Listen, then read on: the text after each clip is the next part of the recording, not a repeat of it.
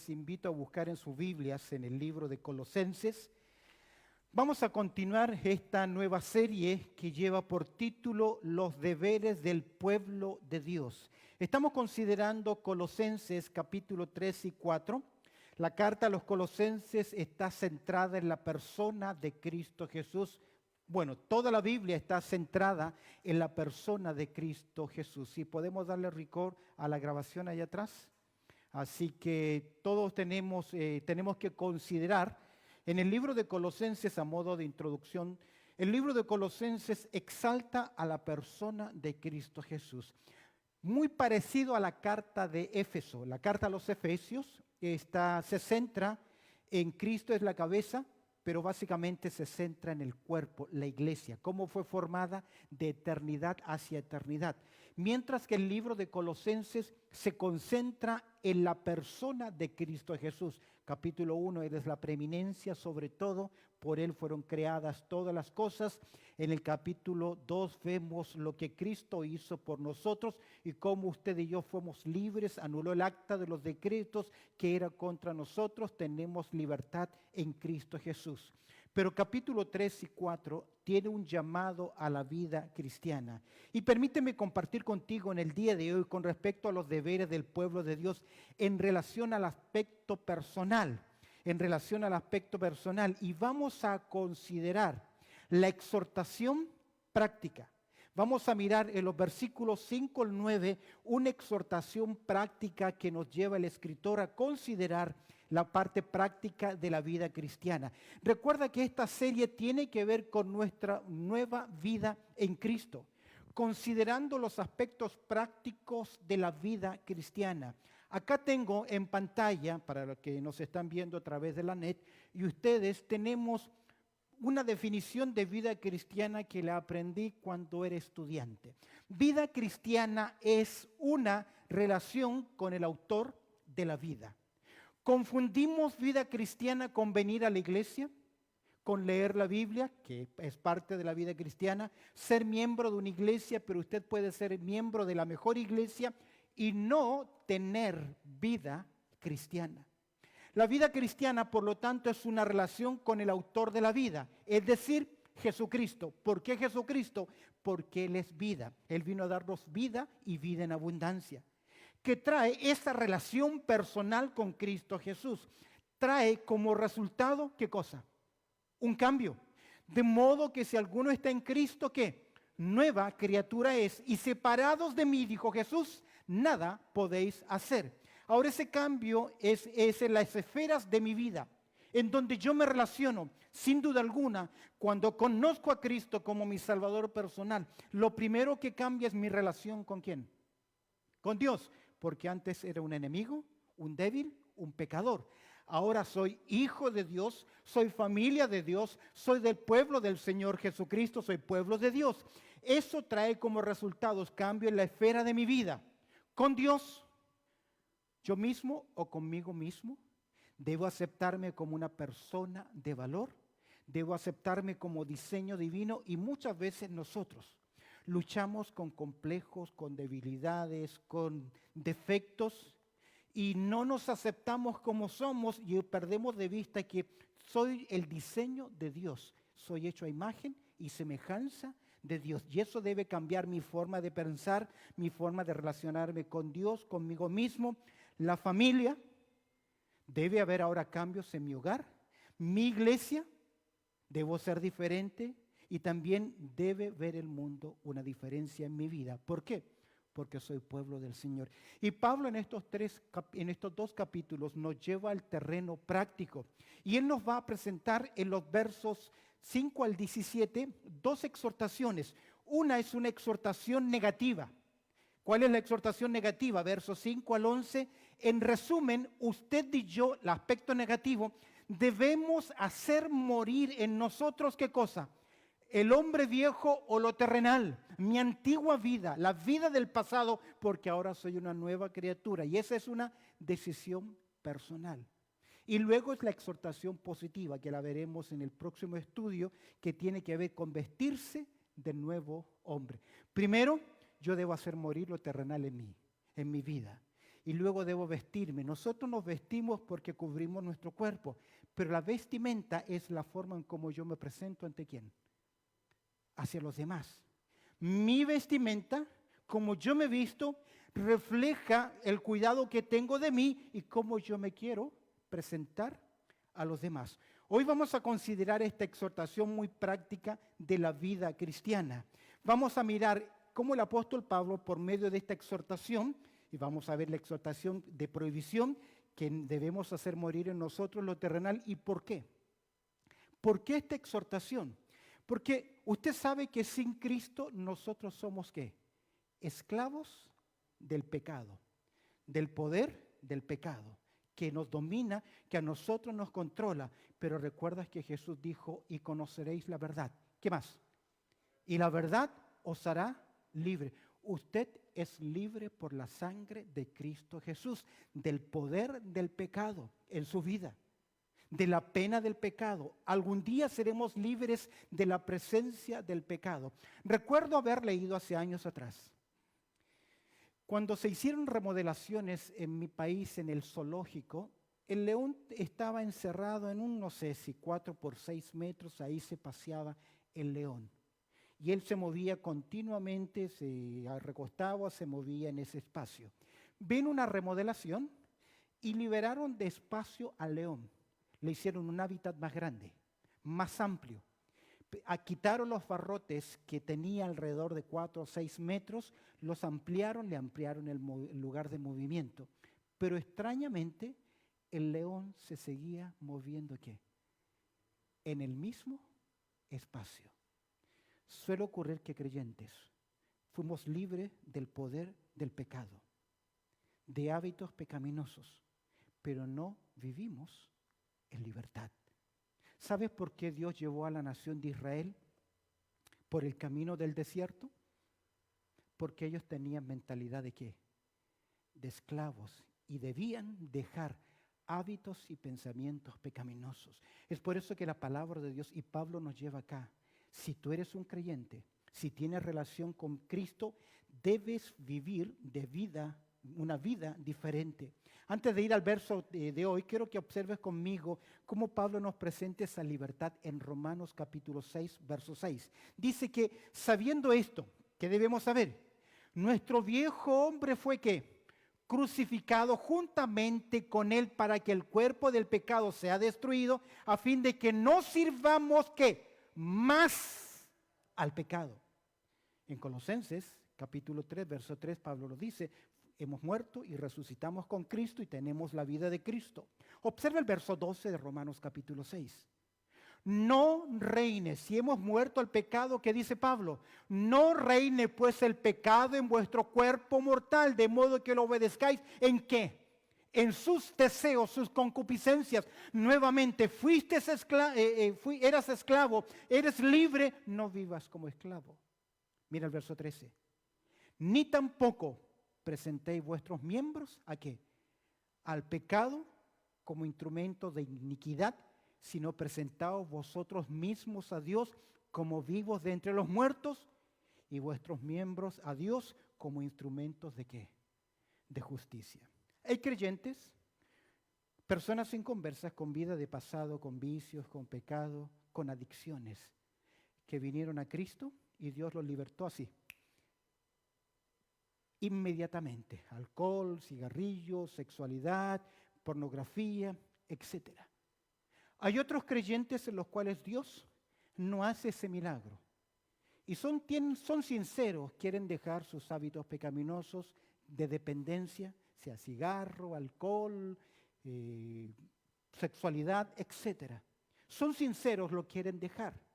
Y le piden a Dios que Dios haga el milagro. Escúcheme bien. Cuando Dios no hace el milagro en tu vida, de sacarte ese hábito, usted tiene que luchar más. Se llama la ley de la sustitución.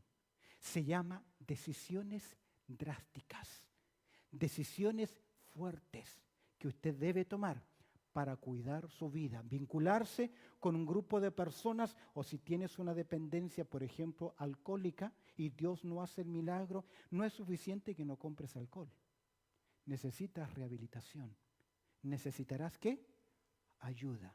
Y como a veces la carne queremos, por un lado no queremos dejarlo emocionalmente, pero por otro lado, ¿qué? Codiciamos y abrazamos esos hábitos pecaminosos. Es por eso que todo creyente, ¿qué debe hacer? Debe hacer morir, ¿qué cosa? Lo terrenal del viejo hombre. ¿Cómo lo vamos a hacer? En primer lugar, Pablo nos presenta una determinación enérgica. ¿A qué me refiero con una determinación enérgica? ¿Cuáles son las 3 primeras palabras de Pablo? ¿Qué dice Pablo? En versículo 5 del capítulo 3 de Colosenses. ¿Qué dice? Haced morir pues. Ese pues no es una expresión boliviana o peruana, sino que es una acción. Usted debe tomar una decisión que es drástica. Básicamente sería asesina al viejo hombre.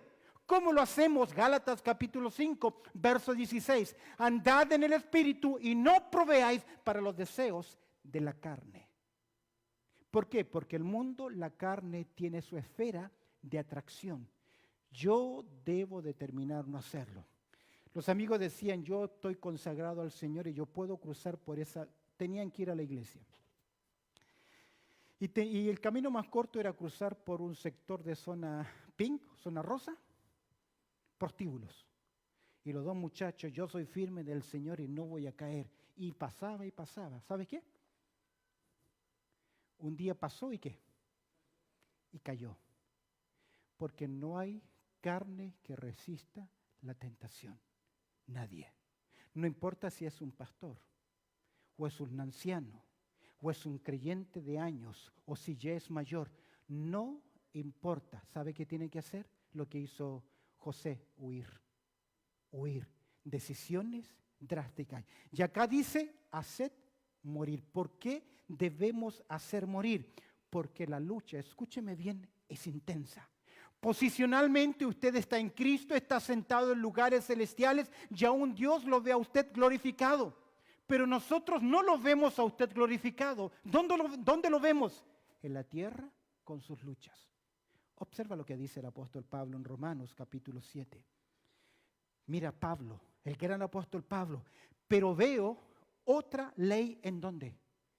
En mis miembros, en mi cuerpo. Porque los miembros, nuestro cuerpo, satisfacen las demandas y los deseos del viejo hombre. Y Pablo dice, pero veo otra ley en mis miembros que se revela contra la ley de mi mente y me lleva cautivo a la ley del pecado que está ¿en dónde? En mis miembros. Más adelante Pablo va a decir, ¡ay, miserable de mí! Porque la lucha de él es ¿qué? Real. Escúchame bien. Mientras más crezcas en tu vida espiritual, más conozcas, más te sujetes a la palabra de Dios, más fuerte va a ser tu lucha, porque más consciente y real te vas a dar cuenta de que en tu interior hay ¿qué? 2 naturalezas en pugna, en lucha. Mientras menos busque del Señor, menos se da cuenta, porque tiene más mundo en su vida. ¿Cuál es la determinación que dice el apóstol Pablo? Haced ¿qué? Morir, pues una decisión. ¿Qué debemos hacer morir? Lo terrenal en vosotros. ¿Sabes que la palabra terrenal significa tus miembros? La naturaleza de tus miembros, tu cuerpo, con lo que tú estás luchando en tu vida. Haced pues morir, dice el apóstol Pablo, lo terrenal en vosotros. ¿Por qué debemos hacer morir lo terrenal? Hacer morirlo, ¿por qué? Porque ahora nosotros tenemos otra posición. De hecho, presta atención, este llamado en las Escrituras es continuo, esta decisión de abandonar, de hacer morir la carne. Por ejemplo, tú conoces Romanos capítulo 8, verso 1 y verso 5, que dice claramente, no anden conforme ¿a qué? A la carne, sino conforme al Espíritu. Si es una exhortación, si es un mandato, ¿qué debo hacer yo? Es como que yo le dije a mis hijos, a mis hijos, una ilustración, necesito que me laves el carro, mi auto, mi vehículo. Le di la orden, hazlo. Y a los 5 minutos viene mi hijo y me dice, papá, ¿me das permiso para lavarte el auto? Y 5 minutos después, papá, ¿te puedo lavar el auto? Y 5 minutos más, papá, quiero lavarte el auto. ¿Suena bien? ¿Common sense? ¿Por qué? Porque yo ya le di una orden. A veces nosotros, Señor, ayúdame a tener victoria. Quítame estos hábitos. Cuando Dios te dice que. ¿Ves? Entonces esa decisión drástica que debe haber en nosotros, determinación enérgica. Observa Romanos capítulo 13, verso 14. No proveáis para los deseos ¿de qué? De la carne. Hay un profesor, ya no es profesor, pero que admiraba mucho en los años, fue José Jordán, fundador de Palabra de Vida en Argentina. Él tenía que salir mucho por viajes, por convicciones, por ministerio, por campañas, extensión. Cada vez que él llegaba a un hotel, ni bien se registraba, lo primero que él hacía era, cancélenme la televisión. ¿Por qué? Porque él sabía la lucha espiritual a solas. Porque a veces creemos que podemos librarnos cuando estamos solos y nadie más que nos ve. ¿Qué dice la Escritura? No proveáis para los deseos de la carne. Quiero avanzar. Gálatas capítulo 5, verso 16 dice, andad en el Espíritu, no satisfagáis los deseos de la carne. Efesios capítulo 4, verso 22. Despojaos del viejo hombre que está viciado conforme a los deseos engañosos. Pablo le dice a Timoteo en la segunda carta, en el capítulo 2, verso 22, huye de los deseos juveniles. Primera de Pedro 2:11, que os abstengáis de los deseos carnales que batallan contra el alma. ¿Quién toma la decisión? ¿Quién decide enérgicamente hacer morir el viejo hombre? Porque usted puede pasar en ayunos, en oraciones, en vigilias, todos los ejercicios espirituales. Pero si no aplica en su vida decisiones, disciplina espiritual. ¿Tuvo su tiempo hoy con el Señor? No me conteste, no me diga amén. ¿Estuvo ante la presencia del Señor? ¿Abrió las Escrituras? ¿Está sirviendo al Señor? ¿O solo se está sirviendo a sí mismo? ¿Qué dice Pablo? Golpeo mi cuerpo y lo pongo ¿qué? En servidumbre. No habiendo servido a los otros, no habiendo sido juez o servidor de los otros, yo mismo venga a ser ¿qué? Eliminado. Decisión enérgica. En primer lugar, determinación enérgica. Observe en segundo lugar, porque Pablo ahora va a hacer una descripción. Cuando Pablo exhorta a hacer morir, tomar decisiones, Pablo es muy práctico y nos lleva a la esfera práctica. Él va a mencionar 11 o 13 características o hábitos pecaminosos. Podría dividirlos desde el aspecto de lo sexual a lo sensual y lo secuente, acciones. Vamos a mirar este listado porque Pablo nos presenta un par de listas de pecados sexuales y sensuales en los cuales el creyente en Cristo debe tomar decisiones drásticas si quiere honrar ¿a quién? Aquel que le ha llamado. Y lo primero que nos llama es un área que no es un tema controversial en nuestra sociedad moderna. La palabra es fornicación. Porneia. Porneia, fornicación, en el Nuevo Testamento significa toda relación sexual ilícita, fuera del ámbito o de lo moral, de lo establecido por Dios. El sexo no es malo y no necesitamos por qué avergonzarnos, pero tiene su lugar y tiene su tiempo. Todo aquel que juega con fuego, ¿qué? Se quema. A veces hemos actuado pecaminosamente en esta área. Tarde o temprano vendrán las consecuencias, porque Dios lo establece claramente. Hace morir eso. Significa que ya no debe haber más sexo en ninguna manera, pero el sexo tiene ¿qué cosa? Su tiempo y tiene también su lugar. Solo una ilustración para que usted lo pueda ver. El pasto, el césped, es lindo. ¿Sí? ¿Estamos de acuerdo en eso? Es lindo en el jardín, el entrejardín. Pero imagínese que usted toma una pala de pasto y lo coloca en la almohada de su cama. ¿Queda bien? Pero usted está de acuerdo que el pasto es lindo y bonito. ¿Cuál es el problema? Que está fuera del lugar. El fuego en una estufa, en una chimenea, en un brasero de carbón es lindo, pero sobre su cama, fuera del lugar. Eso es lo que Dios dice. Y cuando habla de porneia se refiere fornicación, sexo fuera del matrimonio con solteros, adulterio, sexo fuera del matrimonio, personas casadas, y también describe, de acuerdo a Judas, verso 7, toda práctica homosexual.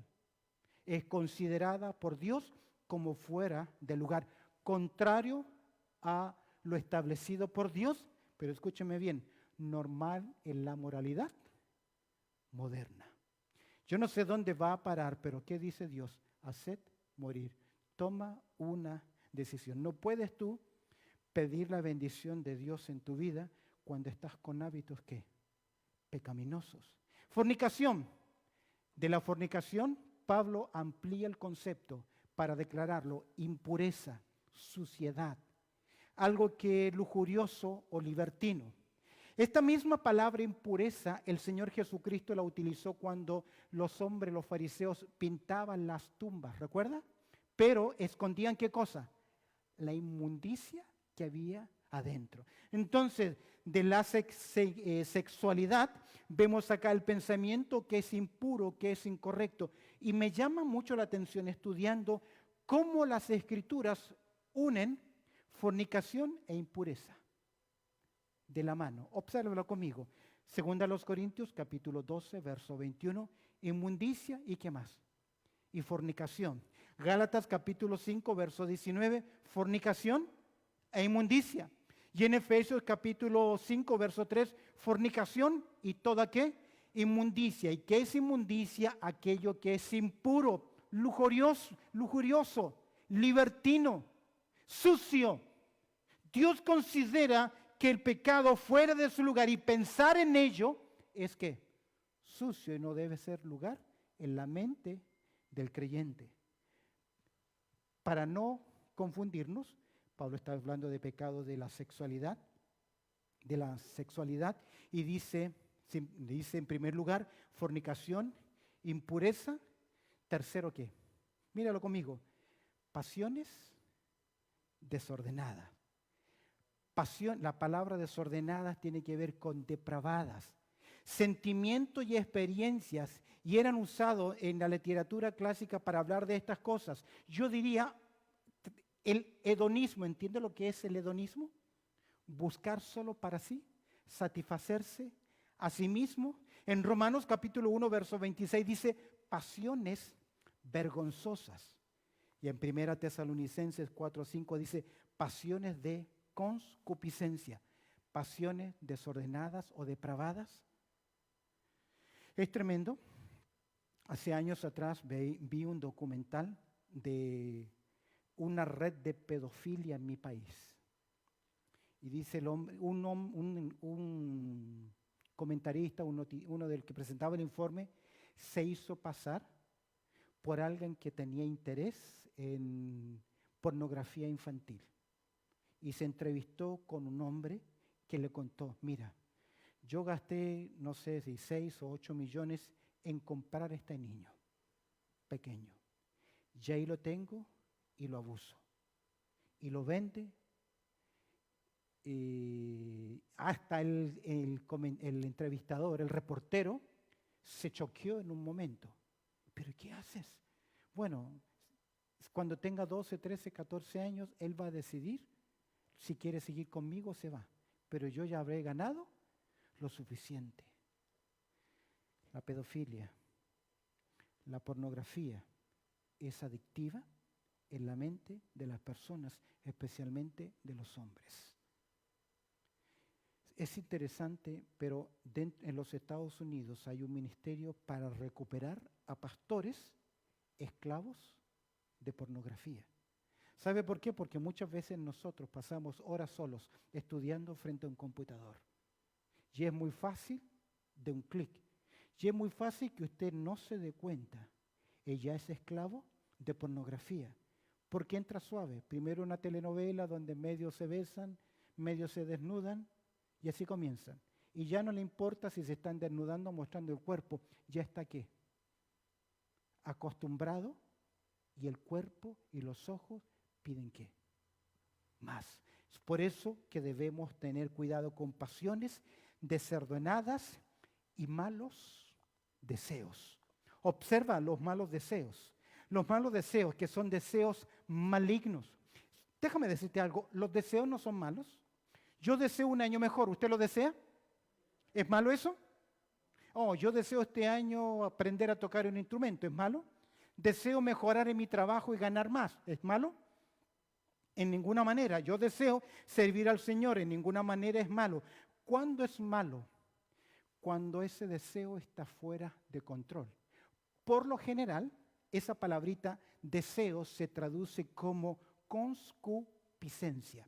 Todos nosotros tenemos concupiscencia, pero si le damos rienda suelta a esos sentimientos, nos esclavizan. Todos deseamos comer, pero comer demasiado, ¿qué es? Gula. Todos tenemos el deseo, la sexualidad, fuera de lugar, querer satisfacerla, ¿qué es? Es mala. Es por eso que Santiago, obsérvalo cómo utiliza, que es el deseo ahí prohibido, sino que cada uno es tentado, Santiago capítulo 1, verso 14, cuando de su propia ¿qué? Concupiscencia, ¿qué es? Es atraído y ¿qué más? Y seducido. El adulterio no necesita terminar en el coito para ser pecado. ¿Qué dijo el Señor? Que el que ve a una mujer para codiciarla, ya adulteró con ella.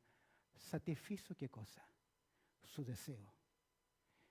Cualquiera que diga necio a su hermano, tonto o estúpido, o lo maltrate o lo agrede, está satisfaciendo su ego, su carne. No voy a dejar que me pase por encima.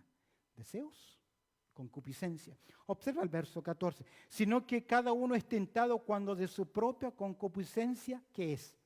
Atraído y seducido. Observa el verso 15. Entonces, cuando el deseo está aquí y la tentación viene y la tentación me dice satisface tu necesidad, tu deseo, no importa cómo sea, porque lo importante es ser feliz, satisfacerse, ¿qué dice? Entonces la concupiscencia, después que ha concebido, da a luz, ¿qué cosa? El pecado. Y el pecado siendo consumado, da a luz, ¿qué cosa? La muerte. Deseos fuera de control, que son deseos malos y que son por las Escrituras condenados. Mira, uno más, porque Pablo va a presentar una lista interesante. Nos está hablando de los deseos sexuales, luego va a hablar de la acción sensual y la secuencia de estos. Avaricia, ¿qué es qué cosa? Idolatría. Me llama mucho la atención. La avaricia es un deseo insaciable ¿de qué? De tener cada vez más. Y es interesante, esta palabra literalmente significa un deseo insaciable de tener más y más. Observa lo que dice Efesios 5:3. Pero fornicación y toda inmundicia, ¿o qué? Avaricia, ni aun se nombre entre vosotros como conviene a quienes, a santos.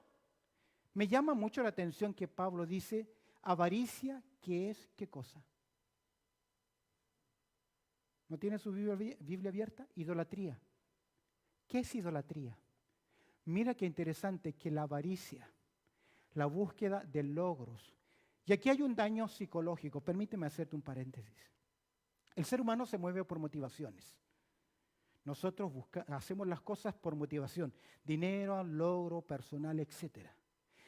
Cuando tu motivación crees que logras seguridad y significado por tener cosas, cuando la tengas no vas a ser feliz.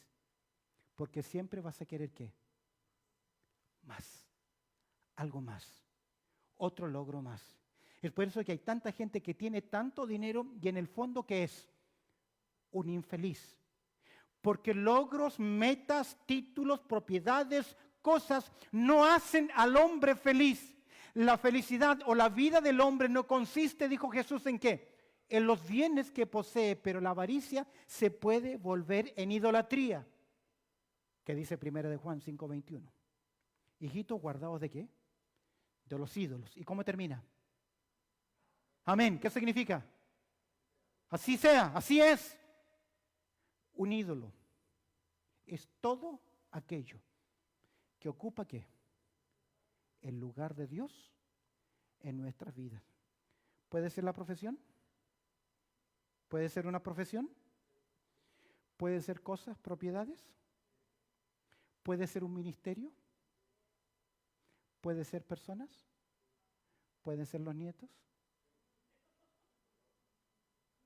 No, en los nietos no me toque. Yo soy abuelo, no me toquen los nietos.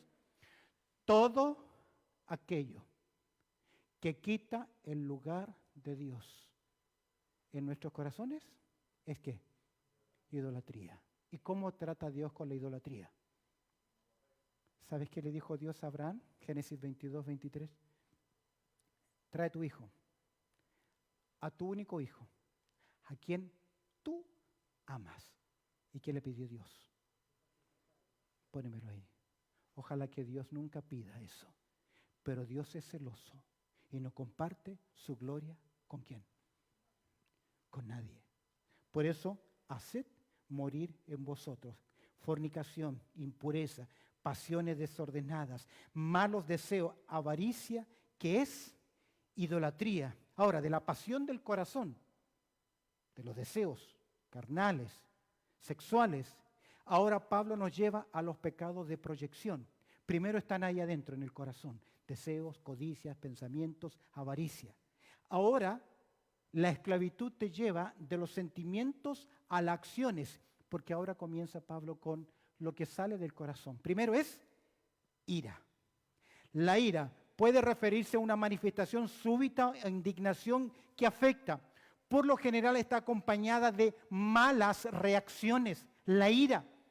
Por ira, personas cometen crímenes pasionales, matan a otros, destruyen la vida de otras personas. Proverbios 29:11, el necio da rienda suelta ¿a qué? A su ira. Santiago dice en el capítulo 1, verso 20, que la ira del hombre porque la ira del hombre no obra la justicia de Dios. Efesios 4:1, 4:31 dice, quítese de vosotros ¿qué? La ira. ¿Quién toma la decisión? Es que yo soy colérico por naturaleza, en mi temperamento, en mi carácter. No es así. Y fíjate que Pablo nos lleva no simplemente a la ira, que es la reacción, sino también a la emoción, el enojo, el furor, la violencia repentina. Esta palabra se usa muy frecuentemente en conjunción con la palabra ira. Posiblemente el enojo enfatiza el sentimiento interno y la ira enfatiza la reacción externa. Observa lo que dice Proverbios capítulo 14, verso 17. ¿Qué dice? El que fácilmente se enoja, ¿qué? Hará locuras. Y el hombre perverso será, ¿qué? Aborrecido. Hay mucha violencia en el hogar y aún dentro del pueblo del Señor. Y no siempre la violencia es física. Maltrato, golpes. A veces hay violencia emocional, donde tal vez el hombre no golpea a la mujer, pero golpea las cosas, tira las cosas. Violencia verbal, descalificación, violencia, enojo, ira y luego la mentalidad, malicia. La malicia, el deseo de herir o lastimar, maldad. Es interesante, no creo que lo tenga en pantalla, pero Dios dice en Proverbios capítulo 12, verso 18, que las palabras del hombre son como un golpe de espada. ¿Sabes tú que a veces tus palabras pueden dañar más que un golpe físico? Dañan emocionalmente. La gran mayoría de las heridas emocionales del pasado son declaraciones verbales que literalmente cortaron o asesinaron a una persona. Hay hombres cuyas palabras, dice Proverbios 12, son como herida de espada. Proverbios capítulo 12, verso 18. Una espada puede asustarte. Le haces el quite, lo esquivaste y no te hizo ¿qué? Nada. pero tal vez puede pasar cerca de tu cuerpo. ¿Qué produce? Un corte, pero a veces esa espada puede clavarse ¿dónde? En el centro, y a veces una sola declaración. Es por eso que cónyuges debemos cuidarnos tanto de maltratarnos unos a otros o descalificarnos. Pero cuando nos sentimos encerrados, sea por la persona manipuladora o por el dictador dentro de un hogar, se recurre a estas expresiones dañinas, sarcasmos, que dañan las relaciones. Los psicólogos nos han dicho, por cada una palabra negativa que usamos con un hijo, necesitamos por lo menos 6 a 7 positivas para poder balancear el daño de las palabras. Es por eso que las Escrituras que dice, quítese de vosotros toda maledicencia, que tiene que ver con expresiones para dañar a otra persona, descalificar. De ahí viene otro término más, otra prohibición más. Cuidado con ser blasfemos. Por lo general, de la malicia vamos a la blasfemia. La blasfemia es en contra de Dios, deshonrar el nombre de Dios, calumniar, difamar el carácter, la forma de hablar para perjudicar o dañar la reputación de otra persona. Estas blasfemias, que es el sentido de calumniar, pero aquí tiene que ver con difamar a otra persona. Tener la intención de descalificarle, degradarle moralmente. El Señor dijo que ¿de dónde vienen las blasfemias? Del corazón del hombre, del mal corazón del hombre. Interesantemente, blasfemias tiene que ver con esa expresión, difamar, falso testimonio, maledicencia. Pablo dice en Efesios, quítese de vosotros ese tipo de expresión en vuestras vidas. La blasfemia. ¿Tengo algún texto ahí? Porque del corazón del hombre, Mateo, creo que tengo Mateo, ¿tengo un texto ahí? ¿Sí? Porque del corazón salen ¿qué cosas? Los malos pensamientos, los adulterios, fornicaciones, los hurtos, falso testimonio, las blasfemias. Y en Timoteo capítulo 6, verso 4, 1 Timoteo 6, 4, están envanecidos, nada saben y deliran acerca de cuestiones y contiendas de palabras de las cuales nacen ¿qué cosa? Envidias, pleitos, ¿qué más? Dejar mal, blasfemias, malas sospechas, y en Efesios 4:31 dice, quítese de vosotros toda maledicencia. ¿Quién toma la decisión? Es un mal hábito. Escúcheme bien, aquellos que están viéndonos, que son hermanos también de la iglesia, es un muy mal hábito hablar mal de los hermanos, dejarlos mal. Hace años atrás me contaba un hermano, yo no oro más con este hermano. No lo conocen, no es de acá, no se preocupen, para que no se estén mirando. Pero ¿sabes qué? Los chismes se los pasaban orando. Oraban de tal forma que dejaban mal a la otra persona. Líbralo, Señor, de esta mujer que lo está buscando y casi se lo lleva. Y se pasaban, ¿qué cosa? El chisme, malas sentimientos, en iras, enojos, maledicencia, blasfemias, palabras que deshonestas, conversaciones viles, sucias, obscenas. Pablo dice que palabras deshonestas no deben salir ¿de quién? ¿De la boca de quién? De los creyentes, de vuestra boca. A veces nos da tanta risa el humor morboso, el humor que descalifica. ¿Qué dice la Escritura sobre nuestra habla? En Colosenses capítulo 4, verso 6 dice, sean vuestras palabras siempre con gracia. ¿Qué más? Sazonadas con sal para que sepáis cómo debéis responder a cada uno. No debe haber palabras morbosas, sucias, groserías de nuestros labios. Ni tampoco reírnos. Yo no me río con chistes obscenos. Y cuando me lo cuenta otro creyente, me pongo serio porque no me gustan. Deshonra al Señor ese tipo de bromas y chistes. Descalificar a alguien. Presta atención a este salmo, anótalo. Pon guarda mi boca. Oh Jehová, guarda la puerta ¿de qué? de mis labios. Interesante, memorícelo. Salmo 141, verso 3. Cuando vengan esos pensamientos o ese deseo o esa expresión, dígale, pon, guarda mi boca, que es decir, ponele qué cosa. Un lock, un candado. Vocabulario soez y morboso no son del pueblo del Señor. Y por último, eso nos lleva de las palabras deshonestas ¿a qué? La mentira. Mentira. Tenía en mi país una persona conocida que yo, cada vez que él contaba una historia, una anécdota, algo que le pasó, la primera pregunta era, ¿qué porcentaje de credibilidad te aplicamos? 15, 50, 75. Porque siempre que exageraba la realidad, la verdad. No era 1, eran 10, no eran 5, eran 50. Siempre exageraba. No mintáis los unos a los otros. ¿Sabes que la palabra es energética? Enfatiza, deja de estar ¿qué? Mintiendo. Dejen de estarse mintiendo. No se mientan más. ¿Sabe cómo mentimos? Voy a estar y no llega. Lo voy a hacer y no lo hace. ¿Sabe dónde más mentimos? Cantando. Cuando le cantamos a Dios, no hay nada más que tú eres mi Señor y hacemos lo que queremos con nuestras vidas. ¿Usted está qué?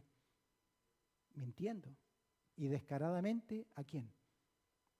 A Dios. Por eso la Escritura dice, no mintáis los unos a los otros. Que tú sí, ¿qué? Sea sí y tú no, sea no. No.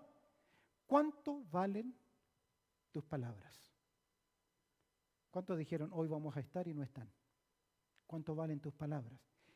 Queridos, cuando alguien miente, ¿qué se pierde? ¿Qué se pierde? Comienza con C. La confianza. ¿Y si no hay confianza? No hay nada más. Por eso, 6 cosas aborrece Jehová. Y aún 7, abomina su lengua, su alma, su persona. La lengua mentirosa o el testigo falso. Proverbios 6, 17 y 19. No mintáis los unos a los otros, habiéndoos que, mira aquí la razón, despojado del viejo hombre con sus hechos. ¿Por qué no lo hacemos? Porque ya no somos del mundo. Decisiones en nuestras vidas. Terminemos con versos 5, 6 y 7 al tercer punto que dice discernimiento esencial. Cosas tenemos que ver, todos estos pecados mencionados son cosas por las cuales ¿qué? La ira de Dios viene, o mejor dicho, está viniendo. Y los hombres van a recibir castigo de acuerdo a ¿qué? A sus hechos y por no haber creído en Cristo Jesús. Sobre los hijos de ¿quién? De desobediencia. No sea usted un creyente, un hijo de desobediencia. ¿El desobediente lo premiamos? ¿Lo ponemos en alto en nuestro ejemplo, el desobediente? En ninguna manera. Observa el verso 7. En las cuales vosotros también, y por eso debemos tener este discernimiento al final, determinación enérgica, descripción específica y discernimiento esencial, en las cuales vosotros también anduvisteis que en otro tiempo, cuando vivíais que en ella, todo lo que Pablo menciona en listado fueron cosas que usted y yo practicábamos y vivíamos, pero que debemos hacer ¿qué? Morir en nosotros. Mira el verso 8. Pero ahora, ¿qué? Dejad también vosotros, ¿qué? Todas estas cosas. Y esto es un absoluto. Pero ¿quién toma la decisión? ¿Quién toma la decisión? Debemos vivir la vida de forma diferente porque fuimos comprados, le pertenecemos ¿a quién? Al Señor. ¿Amén? ¿Debemos ser diferentes? ¿Amén? No los hallo muy convencidos. ¿Amén? No me mienta. ¿Amén? Amén. Terminemos. ¿Cómo estoy viviendo mi vida cristiana? ¿Por apariencias? ¿O estoy luchando? ¿Cambiando? ¿Hay cosas que tengo que confesar y dejar hoy? ¿Dios te habló de alguna área en tu vida que tienes que dejar? ¿Hay situaciones que tengo que solucionar? Una reacción, una ira, maledicencia, hablé mal, reaccioné mal. ¿Tengo que pedir perdón? ¿Tengo que solucionarlo? ¿Debo tomar la decisión hoy? ¿Cuándo debe tomar la decisión? ¿Cuándo? hoy. ¿Debo tomar la decisión hoy? Bendito Padre Celestial, hemos abierto tu palabra y te agradecemos, Señor, por tu amor, también por tu cuidado, por lo bueno que tú eres y esta linda oportunidad que nos llevas de reflexionar en tu palabra. Te pido, Señor, por el aspecto práctico de nuestras vidas. Bendice, Señor, en lo que estas palabras, el estudio, la consideración, que sean verdades, Señor, que afecten nuestro estilo de vida. Pues te amamos y queremos ser cada día semejantes a Cristo Jesús. Que tu Espíritu Santo hable a nuestras vidas y nos muestre la área donde estamos mal enfocados, para buscar hacer, Señor, tu voluntad. En Cristo Jesús oramos. Amén y amén.